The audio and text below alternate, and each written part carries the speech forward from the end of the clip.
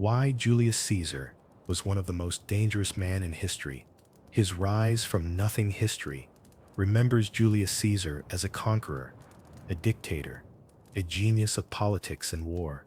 But before all the legends, before the victories and the crown of laurel, there was simply a young Roman who had nothing, no power, no army, no destiny carved in stone, only ambition, only hunger, only the unshakable belief that he was meant for more. Caesar was born into the gens Julia, a noble family, but a poor one.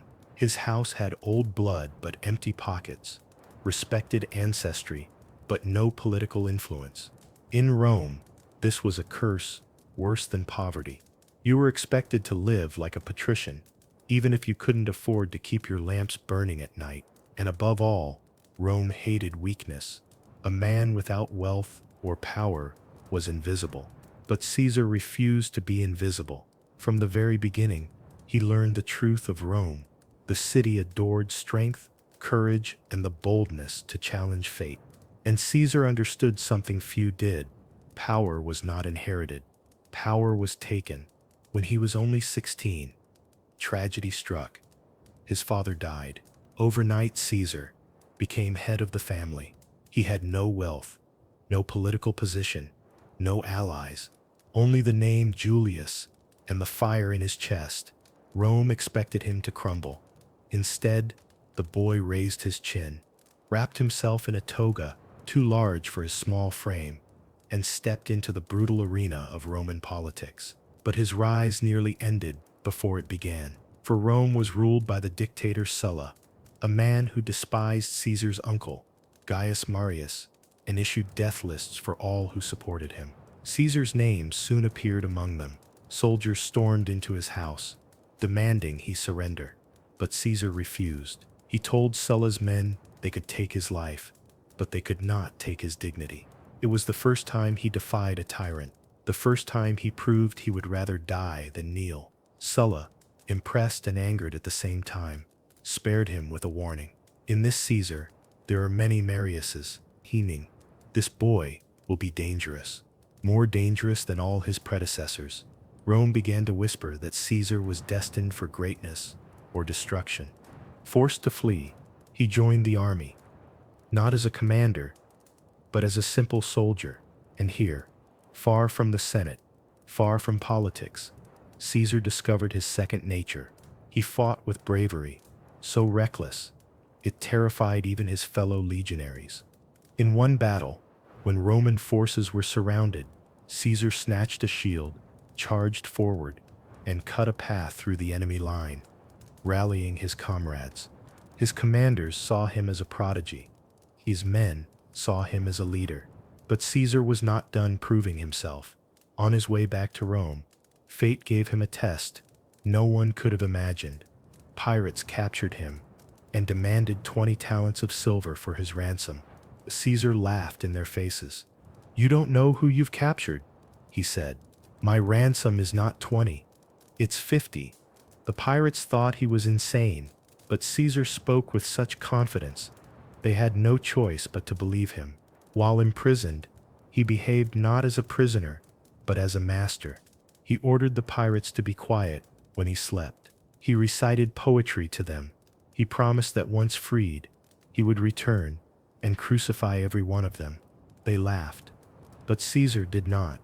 When his ransom was paid, Caesar gathered a fleet, hunted the pirates down, captured them, and crucified them, exactly as he had vowed. But in typical Caesar fashion, he first slit their throats to spare them from suffering. Even in vengeance, he was complicated. By the time he returned to Rome, he was no longer the poor noble boy with nothing to his name. He was a soldier, a survivor, a man who had challenged fate again and again, and won. But Caesar's ambitions reached far beyond military glory. He knew real power lived in the hearts of the people. So he mastered the art of public speaking. His voice shook the forum. His words could move crowds to tears or fury. His enemies feared his tongue more than his sword. Rome had seen many generals, many politicians, many ambitious men, but Caesar Caesar was different. He was charming enough to win the hearts of Rome's masses, clever enough to outmaneuver its political elites, bold enough to stare down tyrants, merciless enough to crush those who crossed him, and disciplined enough to rise after every defeat. His early life forged him into something Rome had never seen before, a man who could survive exile, kidnapping, civil war, political betrayal, and still return sharper than steel. Caesar refused to accept the role fate had given him. He created his own fate. The boy who began with nothing was now a rising star of Rome, a man whispered about in the back rooms of the Senate, a man known across the streets, across the provinces, across the armies, a man Sulla had feared, a man his enemies respected, a man the people loved. This was no ordinary Roman. This was the beginning of the most dangerous man in history, master of manipulation. After returning to Rome, with the reputation of a daring soldier and a man who kept his promises, even deadly ones, Caesar understood one truth that would define the next chapter of his life. Steel may win battles, but words win empires. He had survived Sulla. He had stared death in the face. He had commanded respect from pirates, soldiers, and governors. But none of this mattered in the Forum of Rome, where power flowed not from swords, but from influence. Caesar needed allies. He needed loyal followers. He needed Rome to see him not just as a survivor, but as a rising force, and he knew exactly how to do it. Rome in his time was a battlefield of ambition. Senators backstabbed each other with smiles. Generals paraded their victories like trophies. Wealthy elites bought votes like bread. Caesar was entering a world of shadows, deception, and manipulation, yet he stepped into it with the confidence of a man who had already conquered half the world. Because Caesar had something none of them possessed, the ability to make people believe in him. His first weapon was charisma. When Caesar spoke, people didn't just listen. They felt. His voice could tremble with sympathy, blaze with anger, or soften into gentle persuasion. Crowds gathered wherever he went. Women admired him. Men respected him. And his enemies feared the way he could sway an entire street with a single speech. He spent hours practicing in front of mirrors, training his posture, his breathing, his gestures. He studied the greatest orators and then eclipsed them. He didn't just talk to people, he performed. But charisma alone wasn't enough. Caesar understood the hidden mechanics of Roman society. He knew whom to flatter, whom to threaten, whom to charm, and whom to buy. He made friends in low places and high places. He walked through the slums, offering compassion, then dined with senators, offering partnership. He became a bridge between classes, a rare and dangerous thing in Rome. He learned the art of debt as power. He borrowed massive sums of money from wealthy patrons, not because he needed the coin, but because it tied them to him. If Caesar fell, they fell with him. If Caesar rose, they profited. He became too valuable to abandon. Rome began to whisper a new name for him, the people's Caesar. This terrified the elites. A man beloved by the masses was a threat, a spark waiting to ignite revolution. But Caesar appeared harmless, friendly, generous. He threw public games, feasts, entertainment. He walked among the crowds. He offered a listening ear. He shook hands of the poor and the powerful alike. And every time he did, another thread of Rome wound around his fingers. But beneath this gentle mask, Caesar was methodically, ruthlessly constructing a network of loyalty. Every alliance had a purpose. Every friendship was political. Every favor was a seed planted for the future. He became a master of reading motives. Who wanted power, who wanted glory, who wanted survival. He offered each exactly what they craved. This was manipulation, yes, but it was also strategy. Caesar knew that to reshape Rome, he needed Rome itself to open its gates to him. His next move changed everything. He aligned himself with some of the most dangerous men in the Republic. Crassus, the richest man in Rome. Pompey, the most celebrated general of the age.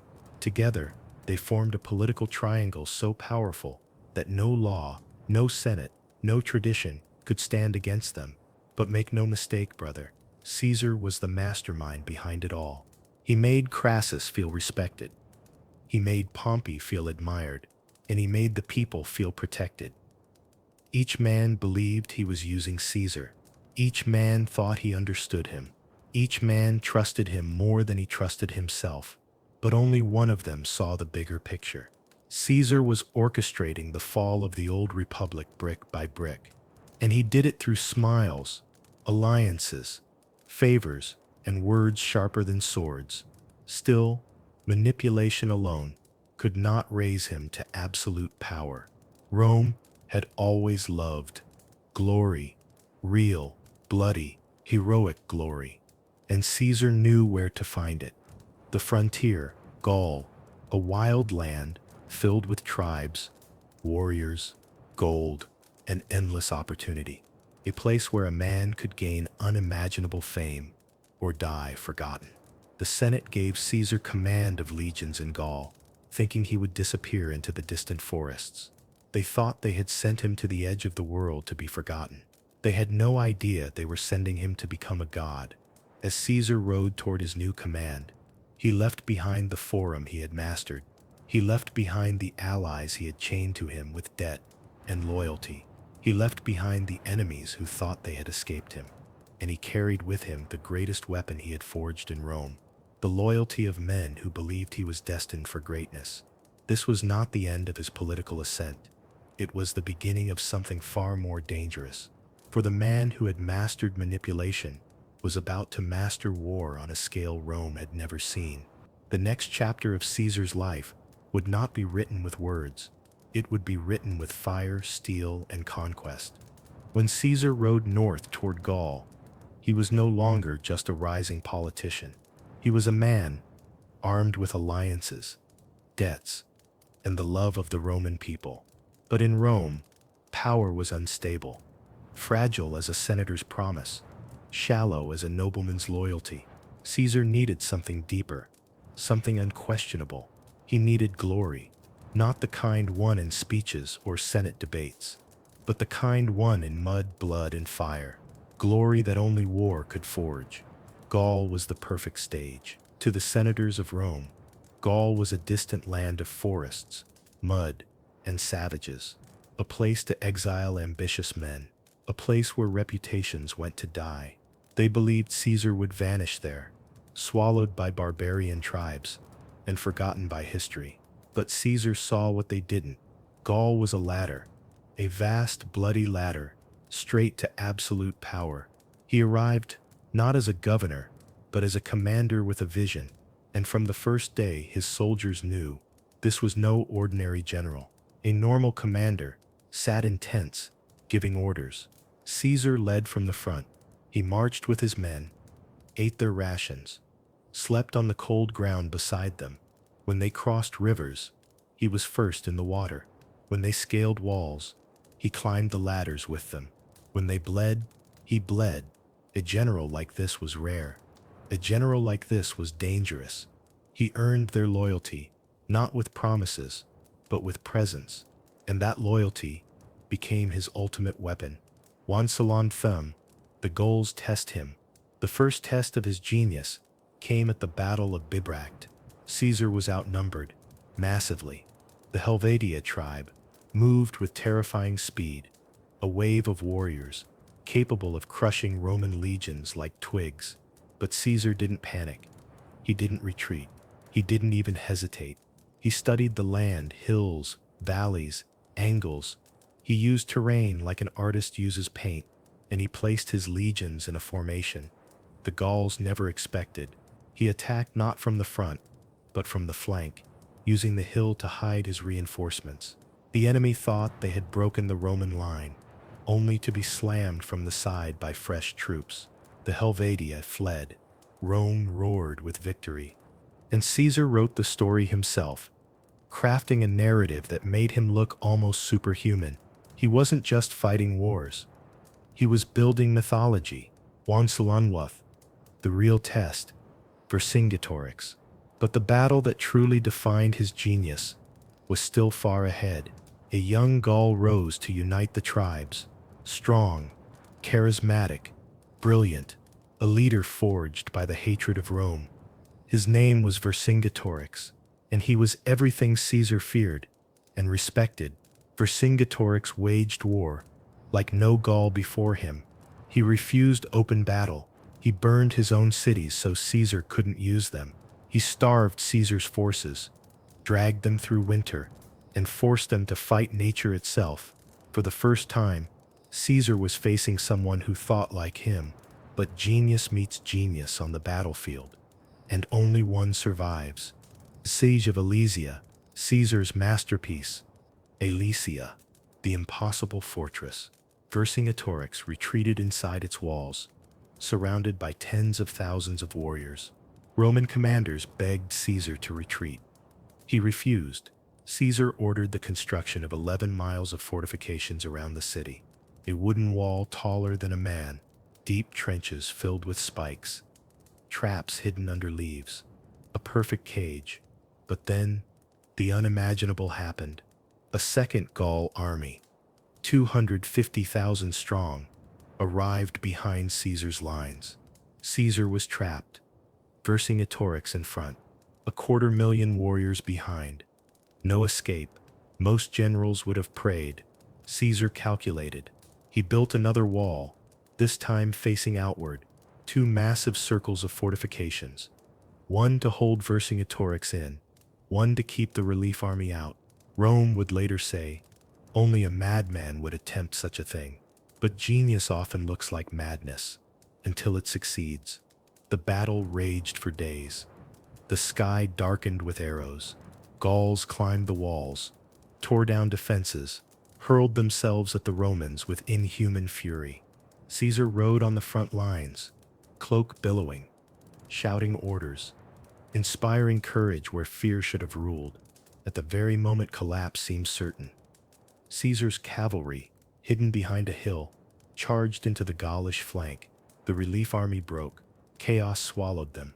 Vercingetorix, defeated, rode out of Alesia in full armor and surrendered himself to Caesar's feet. The world shook. Rome erupted in celebration, and Caesar became a legend. Once alone Caesar's truth. For years, Gaul bled under Caesar's relentless campaigns. He subdued tribes, built bridges across rivers no Roman dared cross, crushed rebellions, and mapped the land with steel and strategy. He wrote about his victories in books that were sent back to Rome, not modest reports, but grand epics. He crafted his own image. He shaped how Rome saw him. He wasn't just winning battles on the field. He was winning battles in the Senate, in the streets, in the minds of the people. And through all of Gaul, one truth became clear. Caesar was not merely a master of war. He was war itself. His soldiers worshipped him. His enemies feared him. His rivals in Rome trembled at the thought of his return. Because Caesar had gained something far more dangerous than victory. He had gained an army that would follow him anywhere. And with that army, he would soon march back to Rome, not as a servant of the Republic, but as its greatest threat. The conquest of Gaul had changed everything. For Caesar, it brought unimaginable power. For Rome, it brought fear. But for the men who marched beneath his banners, it forged something far more dangerous than glory, unbreakable loyalty. Caesar didn't simply command soldiers. He created brothers, bound not by rank or pay, but by blood spilled on foreign soil, an army forged by hunger, storms and victories that defied reason. These men didn't fight for Rome. They didn't fight for senators who spent their days reclining in marble villas, because Caesar was more than a general. He was their shield, their voice, their destiny. The general, who marched as a soldier in an age where Roman commanders traveled in luxury, carried in litters by slaves. Caesar marched on foot beside his men. He crossed mountains in winter, wrapped in the same thin cloak they wore. He shivered through the night, in the same bitter cold. When rations ran low, he refused special treatment and ate the same stale bread. A soldier once wrote, "Other generals order us. Caesar becomes one of us. When storms broke their camps, Caesar carried timber with his own hands. When they built bridges across monstrous rivers, he worked beside them. When they dug trenches deep enough to swallow a man whole, Caesar dug until his palms bled. Legionaries follow strength, but they worship sacrifice, and Caesar gave them both. Their respect wasn't taken, it was earned every battle in Gaul, carved his legend deeper into their hearts. At the Battle of the Sabines, Caesar personally charged into the fray when the Nervi nearly overwhelmed the Roman line. His crimson cloak flashed among the chaos as he rallied his men, grabbed shields from fallen soldiers, and pushed forward through a river of blood and mud. A commander should never fight in the front, but Caesar did, because he knew one truth: no army breaks while their general stands unshaken in the storm. The men saw him as invincible, touched by the gods, shielded by fortune, and that belief made them fearless. The gift of glory but loyalty wasn't built on bravery alone. Caesar knew the power of reward. He gave his soldiers land, wealth, and honors that no other general dared to offer. When Gaul fell, he showered his troops with riches beyond imagination, spoils that could transform a poor farmer into a wealthy man overnight. He wrote their names in his commentaries, immortalizing common soldiers for acts of bravery that historians would have ignored. He made them legends, not pawns, and men will follow a general like that to the ends of the earth. Solon Lun, they were not his army. He was their Caesar. The Senate believed, armies obeyed Rome, but Caesar's legionaries didn't fight for the Senate. They didn't care for politics or laws written on wax tablets. For them, Caesar wasn't a politician. He wasn't even a commander. He was family. They had seen him bleed, seen him fight, seen him stand atop the walls of besieged fortresses, shouting through the smoke, seen him ride alone into danger, trusting them to follow. Caesar never ordered loyalty. He inspired it. The tent circle, where loyalty became legend every night after battle. Caesar did something unheard of in Roman tradition. He walked through the camp alone. He checked on wounded soldiers. He spoke with centurions. He listened to the common soldiers tell their stories. If a man had lost a friend, Caesar remembered his name. If someone performed great bravery, Caesar praised him publicly. He often shared wine with his troops, laughing and telling stories of past campaigns. To a Roman general, this was unthinkable. To Caesar, it was strategy. He made every soldier feel important, needed, valued, and that forged an army that would burn the world before betraying him. Psalm the lost love, the moment loyalty was sealed forever. It happened during the winter marches through the Gallic snows. The army was starving. Supplies had run out. Frostbite crippled men. Wolves circled the camps. Many believed they were marching toward death. When the officers begged Caesar to turn back, he didn't speak. He simply walked to the front of the column. A legionary, shivering and half-conscious, described it. Caesar walked into the snow as if it were nothing. We looked at him, then at each other, and we followed. They marched for days, through frozen forests until they reached shelter. Hundreds would have died, but not one man deserted. Not one. Solemnity, that terrified Rome word, spread across the Republic. Caesar's legions weren't just soldiers, they were devoted followers, men ready to kill or die at a single gesture. The Senate trembled. They realized something they should have feared far earlier. An army loyal to Rome is dangerous. An army loyal to a single man is unstoppable. And Caesar commanded not one legion, but 10 veterans, hardened by years of war. Men who had conquered tribes, kings, and continents. Men who believed Caesar's destiny was their own. The Senate saw a monster growing beyond their control, but the soldiers saw something else. A man worth following into hell. The Sololanin, the moment that proved everything years later, when Caesar would ask them to cross the Rubicon, a river that meant treason, civil war, and death. His soldiers did not hesitate. They followed him into the heart of Rome itself. No speeches, no debates, no orders, just three words that defined history. We follow Caesar. And with those words, the Republic began to crumble. Because a man with an army that loves him is more dangerous than any king, any tyrant, any enemy Rome had ever faced. Caesar wasn't just a general. He wasn't just a leader. To his soldiers, he was destiny itself. The Senate had grown afraid, not of Caesar's victories, not of his ambition, but of something far more dangerous, the devotion of his soldiers. 10 legions in Gaul had become more than an army. They were a force molded by hunger, steel, and the unbreakable will of one man, a man who no longer needed Rome's approval to command Rome's destiny. As long as Caesar remained in Gaul, the Republic could pretend it was still in control. But the senators knew the truth. The most powerful man in the world did not reside in Rome. He marched at the head of an army, just beyond its borders. Juan Solon tries to counter him. While Caesar was conquering Gaul, Rome tried desperately to bind itself together. But the Republic was rotting from the inside.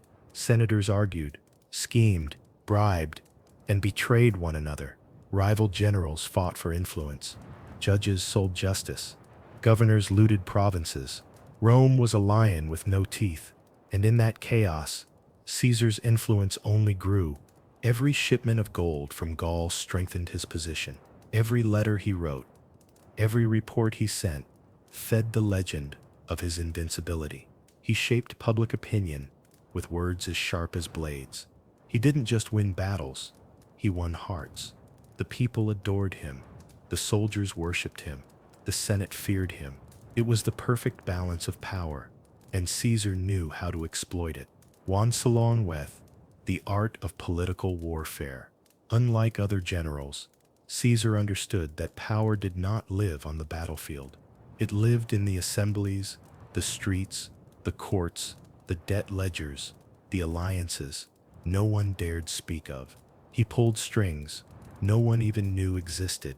He funded public projects to win the masses. He gave land to veterans to secure their loyalty. He used his wealth to buy influence in every corner of Roman politics. And when he spoke, his words were weapons. One observer wrote, Caesar's tongue could conquer cities. While senators hid behind tradition, Caesar built an empire of supporters, merchants, farmers, soldiers, even criminals. He made them feel seen. He made them feel valued. And in Rome, loyalty was worth more than gold. His rivalry with Pompey. But there was one man who could challenge Caesar, his former ally, Pompey the Great. Once they had been partners in a political alliance that ruled Rome. But alliances in Rome were like the tides, always changing.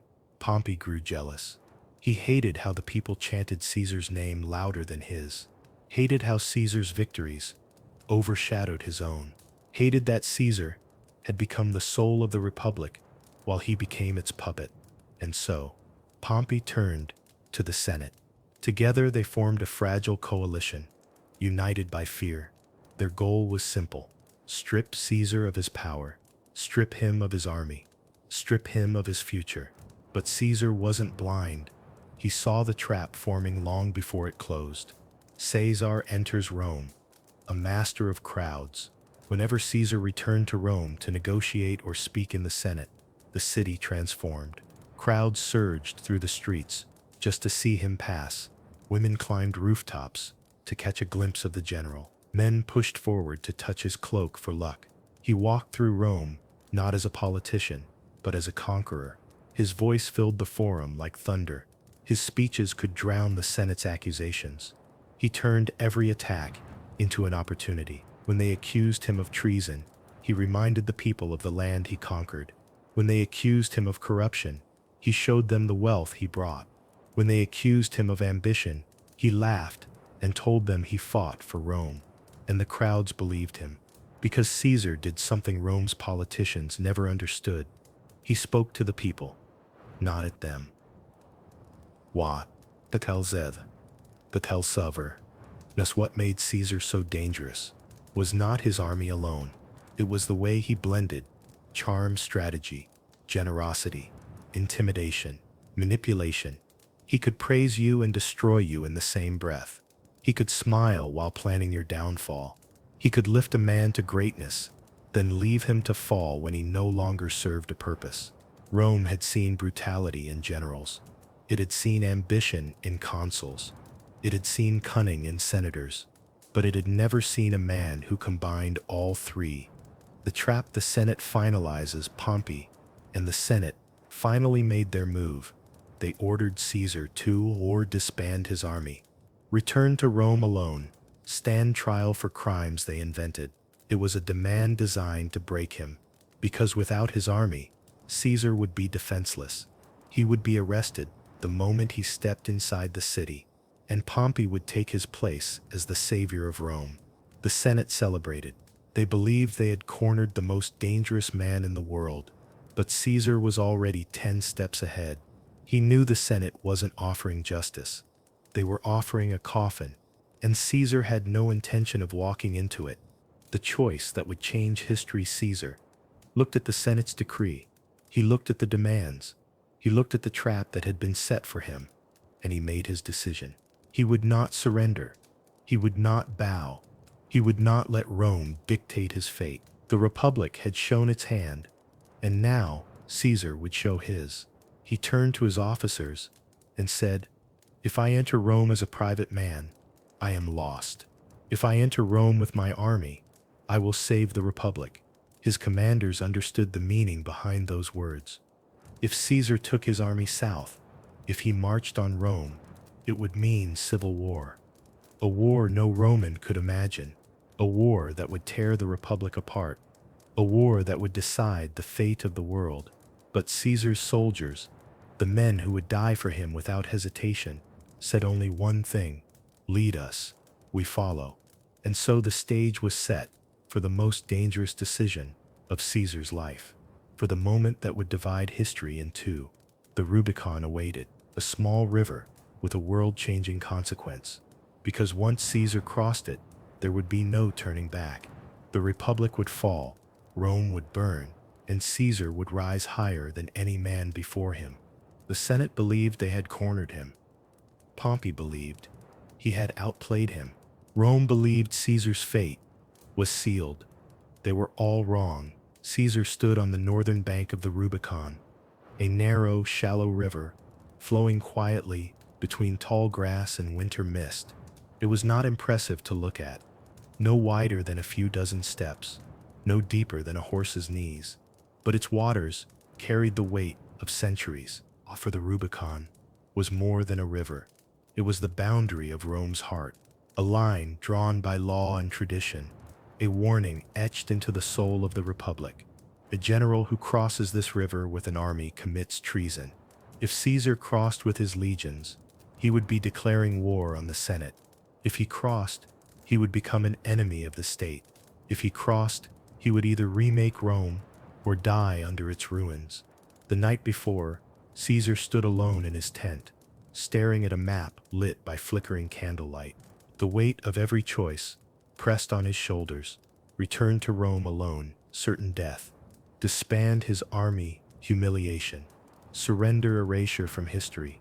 Fight civil war. But Caesar had never feared war. He feared only irrelevance. The decision that stops time in the early dawn.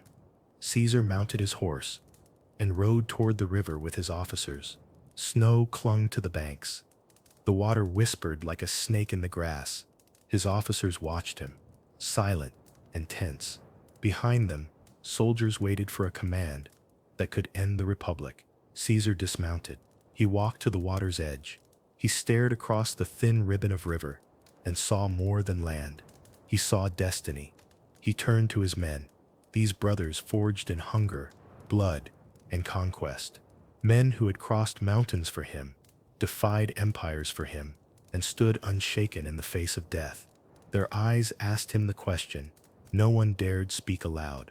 Do we march, or do we kneel? Caesar breathed in deeply, held the cold air in his lungs, and whispered the words that would echo for 2,000 years. Alia Iacta estimated, "The die is cast." Then he stepped forward, 1 foot into the water, 1 step into immortality. The Rubicon was crossed. A quiet river had just become the loudest moment in history. Juan Salon won. The reaction of his men. The soldiers erupted. Some raised their swords. Some wept. Some shouted Caesar's name so loud that birds fled the trees. But all of them marched. Not one hesitated. Not one questioned him. Not one feared the consequences. Because for them, Caesar had already become something greater than a general. He was the man Rome needed, or the man Rome deserved to fear. Once Rome panics. The news hit Rome like a thunderclap. Messengers ran through the streets, shouting, "Caesar marches on Rome. Caesar has crossed the Rubicon." The Senate exploded in chaos. Some senators screamed for Pompey to defend the city. Some packed their treasures and fled. Some hid in their villas, praying to gods who had long abandoned them. Pompey himself was stunned. He had known Caesar would resist. He had not believed Caesar would dare wage war on the Republic, and he had certainly not expected Caesar's soldiers to follow him without hesitation. Pompey ordered every senator loyal to him to evacuate the city. They took gold, sacred relics, and whatever power they could grab in their trembling hands. Rome, the eternal city, the heart of the world, was abandoned without a fight. Not a single sword was raised to defend it. Why? Because Rome feared Caesar more than Caesar feared Rome. Caesar enters the city. When Caesar marched into Rome, his army behind him like a living wall of steel, he found the city silent. No crowds, no senate, no defenders, just cold streets echoing with the footsteps of destiny. He entered the forum, not as a rebel, not as a conqueror, but as a man reclaiming what had always been his. He went straight to the treasury.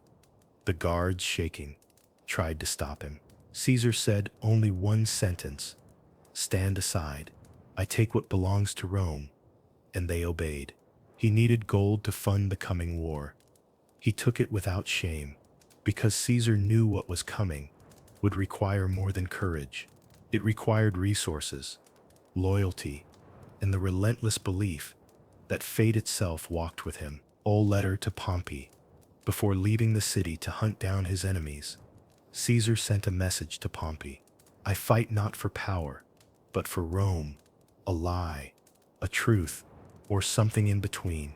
The line between savior and tyrant had begun to blur, but Caesar didn't care how history would judge him. He cared only that history remembered him. Olen Sullen civil war begins. With Rome secured, Caesar moved quickly.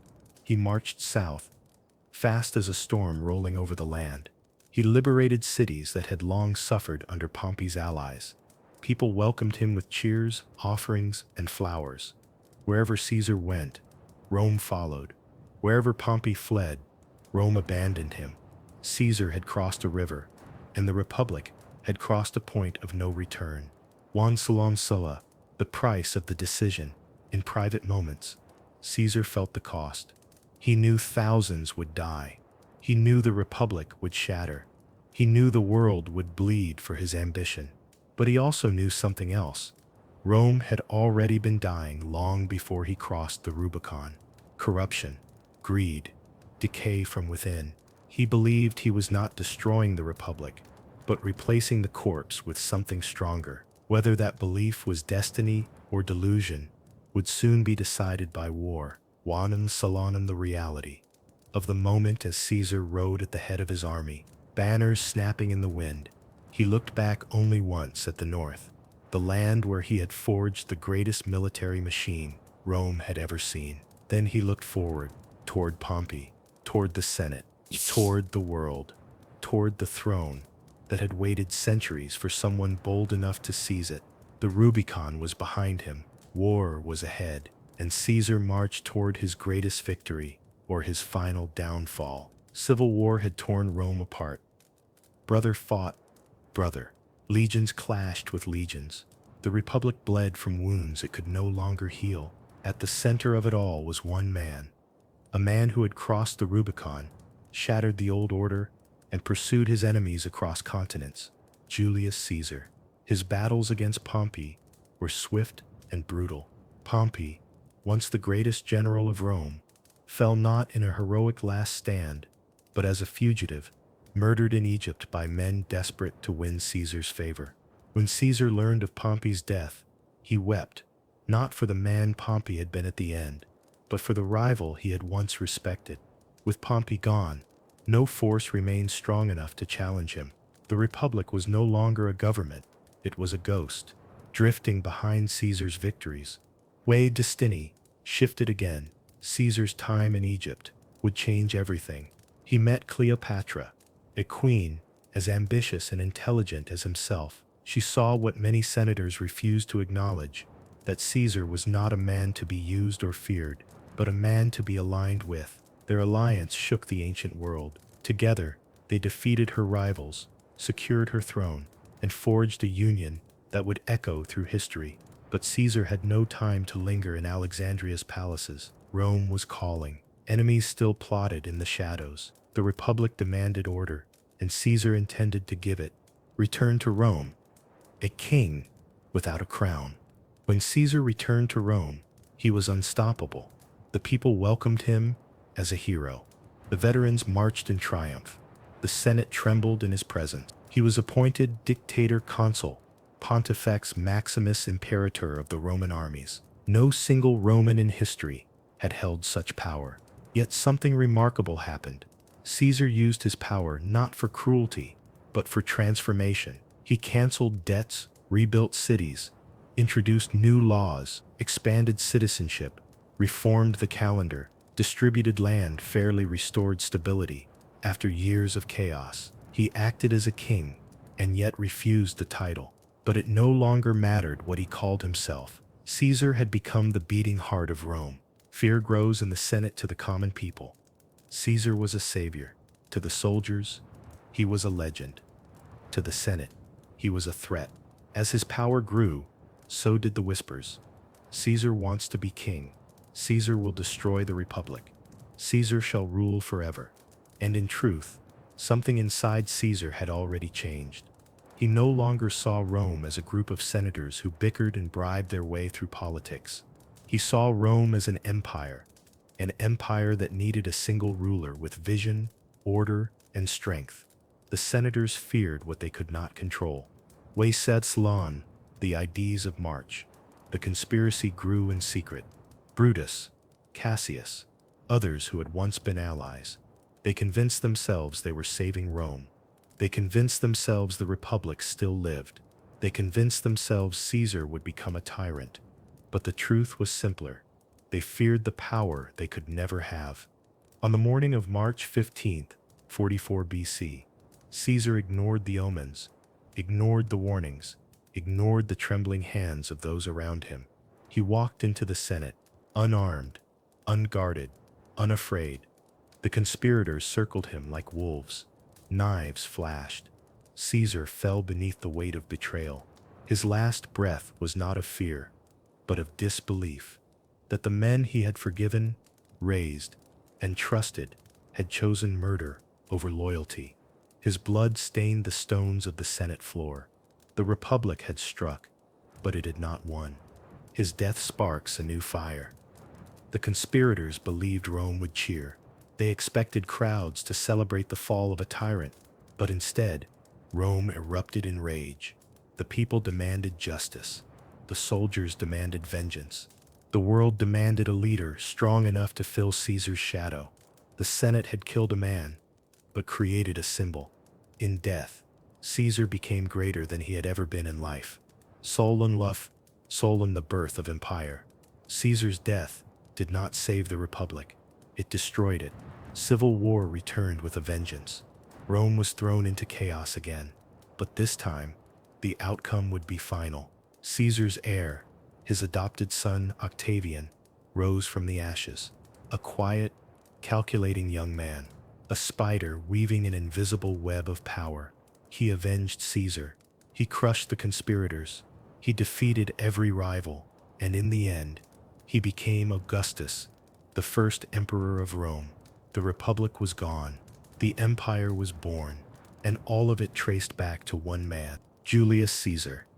Juan Lumse, his true legacy. Caesar reshaped the world, not with a crown, not with a throne, but with his ambition, his brilliance, his courage, his ruthlessness, his belief in destiny. He turned soldiers into legends, friends into allies, enemies into chapters of history. He saw Rome as it could be, not as it was, and even in death, he ruled. For centuries, emperors would be called Caesar. His name became a title, a symbol, a warning, a promise. No man in history changed the world as completely, as violently, and as permanently as Julius Caesar. The boy who began with nothing became the architect of an empire.